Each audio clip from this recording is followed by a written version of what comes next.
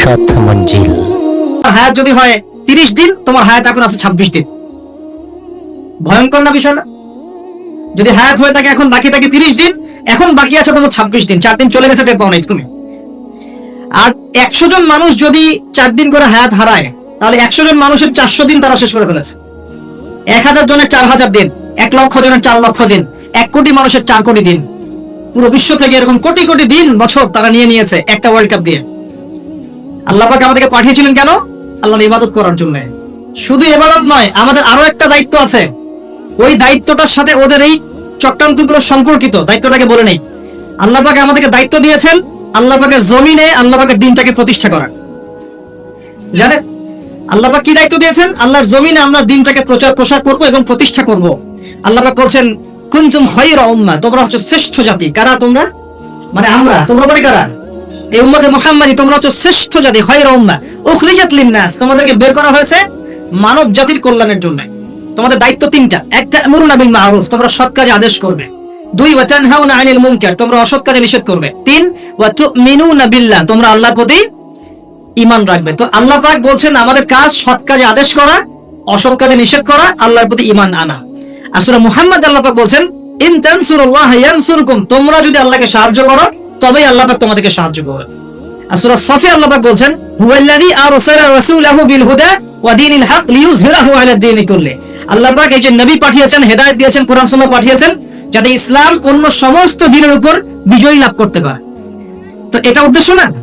এই উদ্দেশ্য বাস্তবায়ন করার দায়িত্ব কি শুধু আলেম ওলামার, নাকি আমাদের সবার? আর সবার মধ্যে সবচেয়ে বেশি গুরুত্বপূর্ণ সেক্টর কারা? যুবকরা না? বুঝতে পারছেন না? যুব সমাজ যদি দাঁড়িয়ে যায় তাহলে কি ইসলামের শত্রুরা এই অপ্রতিরোধ গতিটাকে রোধ করতে পারবে? পারবে না। এই তো ক্যালিকোজ কথা বলছিলাম, ওখানে গিয়ে দেখেন হলের নাম আছে তারেক বিন জিয়াদ হল, খালেদ বিন ওয়ালিদ হল, তারপরে একটা আছে মোহাম্মদ বিন কাসিম হল। 3 জন বিখ্যাত বীর সেনার নামে 3টা হল করা আছে, দেখেছেন? এই তারেক বিন জিয়াদ কে ছিল? মহাবীর, যিনি স্পেন বিজয় করেছিলেন। স্পেনের দিক দিয়ে ইসলামকে ঢুকিয়েছেন ওই ইউরোপে। কে? তারেক বিন জিয়াদ। নাম শুনেছেন? এই যুব সমাজ তো নামই জানে না, এরা তো শেকড়ই চিনে না। এখনকার যুব সমাজ কি তারেক বিন জিয়াদের মতো? মুহাম্মদ বিন কাসিমকে, যার এই যে দাওয়াত এবং জিহাদে এই যে উপমহাদেশে সিন্ধু অঞ্চল রাজা দাহিরকে পরাজিত করে তিনি ভারতবর্ষের মধ্যে ইসলাম ঢুকিয়েছেন, মুহাম্মদ বিন কাসিম। নাম শুনেন নাই? এই যে খালিদ বিন ওয়ালিদকে, উহুদের যুদ্ধে যার হাতে অনেক মুসলিম শহীদ হয়েছেন, পরে তিনি ইসলাম কবুল করে ইসলামের পক্ষে 100টা যুদ্ধ করেছেন। কয়টা? 100টা।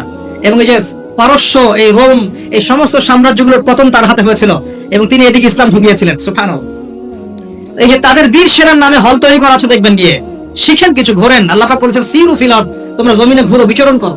ফানজুর কাইফা কানা আকিবাতুল মুকাদ্দিবিন, লক্ষ্য করে দেখো আল্লাহ বিরোধী শক্তিকে আল্লাহ পাক কেমন করে ধ্বংস করেছে। খেয়াল করে দেখেন। এখনকার যুব সমাজের আইডল ছিল তারা, কিন্তু ওমর ইবনে খাত্তাব, খালিদ বিন ওয়ালিদ, মুহাম্মদ বিন কাসিম, তারেক বিন জিয়াদ, তারা আমাদের শেকড়, তারা আমাদের আদর্শ। তো তাদের আদর্শ ধারণ করলে তো ইসলামের শত্রুরা টিকতে পারবে না। পারবে? পারবে না। এই জন্য যুব সমাজকে এলিমিনেট করতে হবে। যুব সমাজকে যদি এমন কিছুতে প্রলুব্ধ করে রাখা যায় যে তারা তাদের জীবনের উদ্দেশ্যটা হারিয়ে ফেলে, তাহলে মুসলিমরা দুর্বল হয়ে যাবে। বুঝতে পারছেন কি? ঠিক এই কারণেই আপনার আমার মতো যুবক যারা, তাদেরকে আল্লাহর পথ থেকে সরিয়ে দেওয়ার জন্য তারা আপনার সামনে কিছু টোপ রেখে দিয়েছে, কিছু টোপ সামনে দিয়েছে। তার মধ্যে একটা হচ্ছে এই ধরনের আসরগুলা, যেটা আপনি 4 দিন নষ্ট করলেন, হায়াত নষ্ট করলেন। হ্যাঁ, খেললো কারা, জিতলো কারা, আপনি রং তামাশা করলেন, স্ট্রোক করে মারা গেল, দেখলেন না? উল্লাস করতে করে স্ট্রোক করে মারা যায়, শহীদী মৃত্যু একদম, নাকি? হ্যাঁ, মাশাআল্লাহ, সুবহানাল্লাহ, নাকি বলেন? আস্তাগফিরুল্লাহ। দেখছেন ইন্নামাল আমালু বিল খাওয়াতিম, নবী সাল্লাল্লাহু আলাইহি ওয়াসাল্লাম বলেছেন নিশ্চয়ই আমল ডিপেন্ড করবে শেষ কাজের উপরে। শেষ কাজ, একটা হাদিস আছে ইন্নামাল আমালু বিন্নিয়াত, সেটা আলাদা, সহিহ বুখারী 1 নম্বর হাদিস, যে আমল নিয়তের উপর নির্ভর করে। আরেকটা হচ্ছে ইন্নামাল আমালু বিল খাওয়াতিম, আমল নির্ভর করে শেষ কাজের উপরে। মানে আপনি ভালো কাজ করছেন, শেষ বয়সে গিয়ে আপনি খারাপ হয়ে গেলেন, তাহলে তাকদীর আপনার উপর বিজয় হয়েছে। শেষ বয়সে যে কাজগুলো ইন্তেকাল করেছেন ওর উপর হিসাব হবে। এখন খারাপ কাজ করছেন, তওবা করে ফিরে আসলেন, আবার ভালো কাজ করা শুরু করলেন, এই ভালো কাজ করতে করতে মৃত্যু হয়ে গেলে এর উপরে আপনার হিসাব হবে। এখন এই যে আর্জেন্টিনা জিতছে, উল্লাসে মারা গেল, এখন কিসের উপর উঠবে চিন্তা করেন। নিঃসন্দেহে আল্লাহু আ'লাম, আমাদের মত এটা, আল্লাহ ভালো জানেন, যে যেহেতু তাদের অনুসরণ করেছে, আর নবী সাল্লাল্লাহু আলাইহি ওয়াসাল্লাম বলেছেন যে যাকে ভালোবাসবে সে তার সাথে কি করবে? কিয়ামতের মাঠে থাকবে। তাহলে যদি মেসি এই অবস্থায় মারা যায়, কাফের অবস্থায়, তাহলে এই অনুসারী সবাই তার সাথে হাসর করবে। আর মেসি সুপারিশ করবে আমাদের জন্য, নাকি? হ্যাঁ, করবে না? তাহলে এর ছবি টবি লাগিয়ে রাখছি কেন বাসার মধ্যে? চিন্তা করতে পারবেন না, মানুষ এখন এত বিভোর হয়ে থাকে এগুলোতে। তারা যা খাবে তারা তাই খাবে, তারা যা পরবে তারা তাই পরে, তারা যেমন করে চুল কাটে তারা তেমন করে চুল কাটে, তারা যেমন করে হাঁটে তারা তেমন করে হাঁটে। মানে আশ্চর্য। এটা এই কারণে হয়েছে যে আমাদের শিকড়টা আমরা ভুলে গেছি। আমাদের সামনে যে একজন বিশ্বের সর্বশ্রেষ্ঠ মহামানব আছেন মুহাম্মদ রাসূলুল্লাহ সাল্লাল্লাহু আলাইহি ওয়াসাল্লাম, তার সুন্নাহ আদর্শ পড়ে আছে, এটা আমার চোখে পড়ছে না। আস্তাগফিরুল্লাহ, আল্লাহ পাক মাফ করুন আমাদেরকে। একটা হাদিসে পড়ছিলাম জান্নাতের মধ্যে বড়ই গাছ থাকবে। কি গাছ? বড়ই গাছ। সাহাবী একজন বলছেন বড়ই গাছে তো কাঁটা থাকে ইয়া রাসূলুল্লাহ, তো সেখানেও কি কাঁটা থাকবে? নবীজি বলছেন না, সেই বড়ই গাছে কাঁটা থাকবে না, বরং সেখানে কাঁটার জায়গায় ফল থাকবে। কি থাকবে? ফল থাকবে। এবার নবীজি যে কথাটা বলছেন এটা শুনে আমি বিস্মিত হয়ে গেলাম যে এই হাদিস তো কখনো পড়ি নাই। নবীজি বলছেন সাল্লাল্লাহু আলাইহি ওয়াসাল্লাম যে এক একটা বড়ইয়ের মধ্যে আল্লাহ রাব্বুল আলামিন 72টা করে রং দিবেন ইনশাআল্লাহ। যে রংগুলো এবং স্বাদগুলো একটা থেকে আরেকটা আলাদা। তো দেখুন কত যে জ্ঞান আছে। এই যে জান্নাত, যেখানে আপনি অনন্ত জীবন পাবেন, আল্লাহ পাক আপনার প্রতি সন্তুষ্ট হবেন, রাদিয়াল্লাহু আনহু ওয়া রাদু আন খালিদিনা ফিহা আবাদা। এই যে আয়াতগুলো আছে, জান্নাতে আপনি চিরস্থায়ী জীবন পাচ্ছেন, আল্লাহর দিদার পাচ্ছেন, আল্লাহ পাকের সন্তুষ্টি পাচ্ছেন, হৃদয় পাচ্ছেন। সেখানে আপনি সৎকর্মশীল বান্দাদের সাথে অনন্তকাল থাকতে পারবেন। হুরে নেঈন থাকবে আপনার জন্য, শরাব, দিলমান, জান্নাতের ফলমূল। সবচেয়ে বড় কথা, সেখানে মৃত্যু, কোনো কষ্ট, ক্লেশ আপনাকে স্পর্শ করবে না। এই যে অনন্ত জীবন, এই জীবনটার জন্যই আমরা এই দুনিয়ার কারাগারে পরীক্ষা দিচ্ছি। মা, এই দুনিয়ার কারাগারে কি করছে ভাই? পরীক্ষা দিচ্ছি। আসল জীবনটা শুরু হবে মৃত্যুর পর। তো এই পরীক্ষায় যারা পাশ করবে ইনশাআল্লাহ তাআলা, অনন্তকালের জীবনে তারা সুখী হবে ইনশাআল্লাহ তাআলা। আর এই পরীক্ষায় যারা ফেল করে যাবে, অনন্তকালের জীবনে তাদের স্থান হবে চিরস্থায়ী জাহান্নাম। আল্লাহ পাক আমাদেরকে হেফাজত করুন, আমিন। আল্লাহুম্মা ইন্না নাসআলুকাল জান্নাতা ওয়া নাউযু বিকা মিনাত তার। সকলে বলে আমিন। আমিন। তো এই কারাগারের জীবনে থাকতে গিয়ে কখনো কখনো এমন কিছু ঘটে যে বিস্ময় বোধ করতে হয়। যেমন এখন আমি যে মাঠে বসে আছি, আপনাদের সাথে কথা বলছি, আজকে থেকে 20 বছর আগে আমি এই মাঠে খেলাধুলা করতাম। কথা বুঝতে পারছেন? বিশ্বাস করলেন না? আজকে থেকে 20 বছর আগে আমি এই মাঠে খেলাধুলা করেছি। এমনকি একদিন আমার বাবা আমাকে বলেছিলেন, এবং আমি খেলাধুলা খুব পছন্দ করতাম, এবং আপনারা জানেন যে আমি খেলাধুলার সাথে ছিলাম, অনেক দূর পর্যন্ত খেলেছি আলহামদুলিল্লাহ। তো আমার বাবা আমাকে বলছিলেন যে খেলাধুলা করতে যেতে ইচ্ছা করছে? আমি বললাম যে হ্যাঁ। তো আমার মনে আছে ঠিক ওই যে ছেলেগুলো যেখানে দাঁড়িয়ে আছে, ওই জায়গাটাতে আমি খেলছিলাম। আমার ব্যাচমেট যারা আছেন এখানে উপস্থিত, হয়তো তারা জানবেন বিষয়টা। ক্রিকেট, অবশ্যই ক্রিকেট। আর ক্রিকেট খেললে আমি ব্যাটিং করতাম, বোলিং করতাম না। ব্যাটিং করে পালাতাম, ফিল্ডিং করতাম না, এত খাটনির মধ্যে নাই। তো খেলতে খেলতে শুনলাম যে বাসায় আমার বাবা মারা গেছেন, ইন্না লিল্লাহি ওয়া ইন্না ইলাইহি রাজিউন। আমার বাবা আর মা এখানেই থাকতেন, ঠিক এই বাজারের সামনের বাসায়। এখানে আমার শৈশবটা কেটেছে। আমি আপনাদের এখানে পুলিশ একাডেমি শিশু শিক্ষালয় একটা স্কুল ছিল, এখন আছে কিনা আমি ঠিক জানি না। সেই স্কুলে আমি ক্লাস 1 ক্লাস 2 পর্যন্ত পড়েছিলাম। এরপরে আমি সর্দার সরকারি পাইলট স্কুল উচ্চ বিদ্যালয়ে পড়েছি 1 বছর। তো অনেকে জানেন আমার শৈশবটার অনেকটা স্মৃতি এখানে জড়িত আছে। আর আজকে তাকদীরের কি লিখন যে সেই মাঠে বসে আমি আপনাদের সামনে দ্বীনের ওয়াজ করছি। সুবহানাল্লাহ, আল্লাহ পাক কিভাবে মানুষের তাকদীর লিখে রাখেন। হয়তো সেদিন আল্লাহ পাক আসমানের উপর থেকে দেখছিলেন এই ছেলেটা যেখানে খেলছে আর 20টা বছর পর সে এখানে ওয়াজ করবে, তাই না? আল্লাহ পাক সব জানতেন না?